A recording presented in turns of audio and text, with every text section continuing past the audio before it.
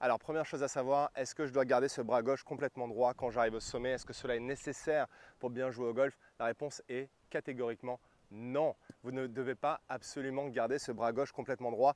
D'ailleurs, c'est quelque chose que je vous déconseille si vous n'arrivez pas à le faire pour la simple bonne raison que plus on pense à garder ce bras gauche complètement droit quand on arrive au sommet, et en général, plus ça crée de la tension indésirable dans le corps. On commence à serrer les bras parce qu'on essaye absolument d'avoir cette position à la Tiger Woods, Rory McIlroy, Adam Scott, qui sont des joueurs qui ont la capacité à le faire et qui ont un profil qui leur permet de le faire. On parlera de ça dans quelques instants.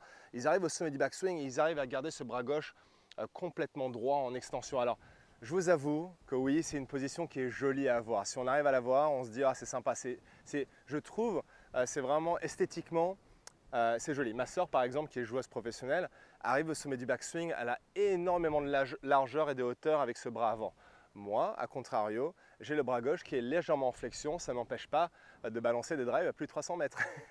Mais en l'occurrence, il y a d'autres joueurs sur le circuit européen que vous voyez par exemple comme Ian Poulter, qui a très bien gagné sa vie et qui a été l'un des meilleurs joueurs Ryder Cup de tous les temps, qui arrive au sommet de son backswing et son bras gauche est légèrement en flexion. Donc moi, le terme que j'aime utiliser, c'est d'avoir le bras gauche qui est confortablement en extension. Confortablement en extension. Au fait, ce qu'on veut absolument éviter dans le swing de golf, c'est quand on arrive au sommet, c'est d'arriver dans cette position au sommet où là, les bras et les mains se rapprochent de la tête. Ça, c'est quelque chose qu'on veut éviter à tout prix. Donc quand il y a quand la flexion se tourne dans cette position-là, ça devient dangereux parce que plus on a les mains qui se rapprochent de la tête et du corps, et plus au retour, ce qu'on a envie de faire, c'est l'effet inverse. Plus on fait ça, et plus on a envie de faire ça dans le downswing. Et ça, c'est ce qu'on veut éviter à tout prix.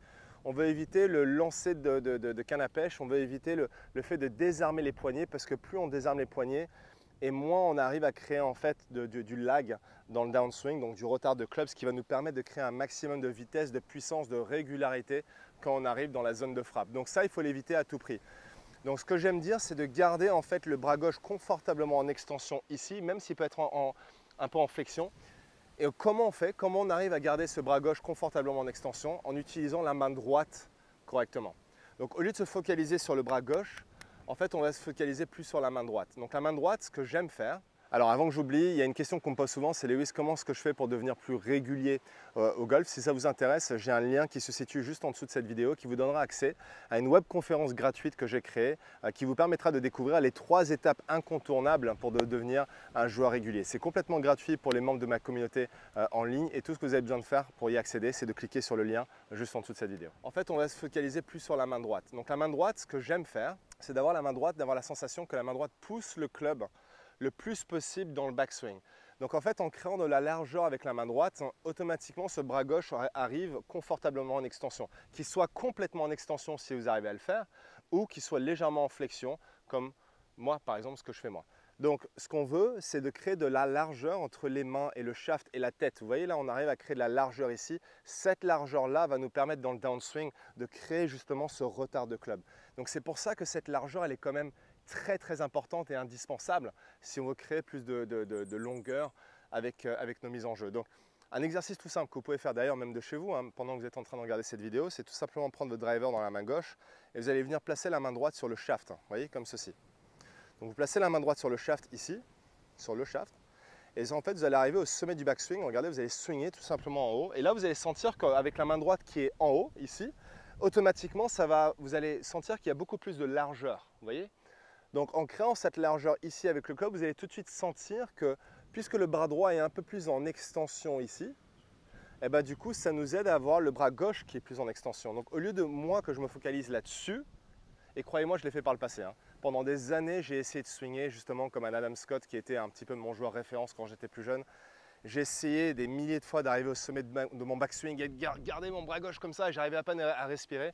Je voyais ma soeur derrière moi qui tapait des balles, qui elle tranquillement arrivait au sommet en extension comme ça. Donc c'est quelque chose aujourd'hui j'évite à tout prix parce que je comprends un peu plus mon profil. Donc moi je sais que c'est ok si je suis un peu en flexion, ça me va. Mais même en flexion, il faut garder cette largeur ici. Donc comment on fait? Encore une fois, je répète l'exercice, main droite sur le shaft, juste en dessous du grip.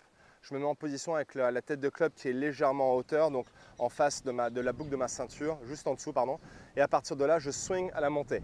Et quand je swing à la montée, regardez, j'ai mon bras gauche qui est un peu en flexion, mais je suis en extension quand même. et la main droite qui a créé cette largeur. C'est ça qu'il faut respecter. Parce que ce qui se passe, c'est que quand je ne respecte pas la largeur, quand je tiens le club à deux mains et que je suis ici, regardez la main droite. La main droite, elle est tout près de la tête là, vous voyez? Donc c'est un exercice qui est bon à faire pour créer des bonnes sensations. Pas forcément quelque chose qui est facile à faire pour taper des balles, évidemment. Vous n'allez pas taper des balles en faisant l'exercice, mais c'est un exercice que j'aime bien essayer de trouver des exercices qui vous permettra de découvrir des nouvelles sensations en quelque sorte. Donc c'est pour ça que cet exercice il est aussi efficace. Et ensuite, à partir de là, allez taper des balles. Et quand vous allez taper des balles, tout simplement, vous le faites comme je fais là au trou numéro 10. Et bon, évidemment pas à faire sur le parcours, mais imaginez que vous êtes sur le practice. Et là, avec votre saut de balle, vous faites des répétitions, vous vous mettez devant la balle. Vous prenez le club en l'air, main sur le shaft, main droite sur le shaft, vous allez au sommet, boum, je crée cette largeur, ok, est-ce que je suis bien? Yes, j'ai réussi à créer de la largeur, de l'espace entre le shaft, les mains et la tête de club. Je fais ça 4-5 fois pour avoir la bonne sensation. Ensuite, je prends les clubs dans les deux mains et là, je refais la même chose cette fois-ci avec les deux mains sur le club. Ok, parfait. Et ensuite, je suis prêt à taper la balle. Magnifique celle-là. Ouh.